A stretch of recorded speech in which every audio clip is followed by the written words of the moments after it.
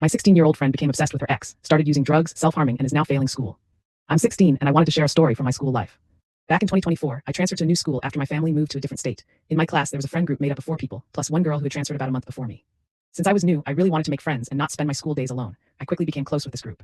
To avoid using real names, I'll give everyone fake ones. Mary was a spoiled girl who constantly complained about everything. Ariana was probably the calmest person in the group and always stayed loyal to Mary no matter what happened. Steven was a friendly and easygoing guy. And then there was Tracy, who is the main reason I'm writing this post. The more time I spent with them, the more strange things I learned about their past. One of the biggest stories involved a former member of the group, Nicole. Nicole and Tracy used to be extremely close.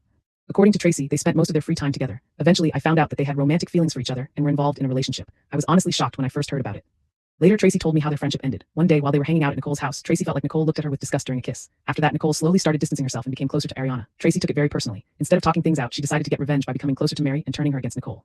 Her plan worked. Around Christmas, Tracy convinced Mary to send Nicole a long message full of insults that ended with, "I'm done talking to you." After that, nobody in the group spoke to Nicole again. Not long afterward, Nicole transferred to another school because of family issues. Now I'll move on to what happened while I was actually part of the group. As I got closer to Tracy, I learned that she was completely obsessed with Nicole, even though she constantly talked about how much Nicole had changed. According to Tracy, Nicole had become a terrible person because she started smoking, drinking, and hanging out with guys. The funny thing is that Tracy has very extreme opinions about smoking and alcohol. She constantly says she would stop talking to anyone who has ever tried nicotine or alcohol, even once. The irony is that a lot of her own friends secretly drink or vape and she has no idea. At the same time, she doesn't seem to think drugs are a big deal and acts like they don't really harm people. The more time passed, the worse things got. First, she started self-harming and would send pictures of her injuries to her friends, including me. Then in February, she seriously injured herself and later claimed that she did it because she wanted Nicole to come back to her. She ended up in the hospital but recovered pretty quickly. To this day, I still don't understand how hurting herself was supposed to make Nicole return. Not long after that, she developed a drug problem. Most people found out about it during a regular school day. That morning, she was acting strange and kept saying she felt sick. At the time, none of us knew what was going on. After biology class, she got sick in the bathroom, and later she got sick again during English class. Our teacher called the nurse's office and contacted her parents. According to people who were there, she started having severe physical symptoms and had to be taken to the nurse's office immediately. The staff questioned her about what she had taken, but she wasn't really able to answer. Eventually, a large number of students were tested, and Tracy's test came back positive. Her parents were informed right away.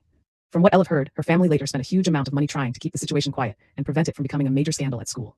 The strangest part is that, as far as I know, nobody really addressed the actual problem. There was no serious intervention and no meaningful conversation about her drug use. The only thing that changed was that she stopped using before school. Meanwhile, her grades completely collapsed. By the end of the year, she was failing multiple classes, including math, English, physics, and biology. She was assigned mandatory summer courses, but she skipped every single one of them. At the moment, nobody knows what she's going to do, because she still has a final exam coming up on June 25th that she absolutely has to take. I'll probably post an update after that. But before I end this post, there's one more thing.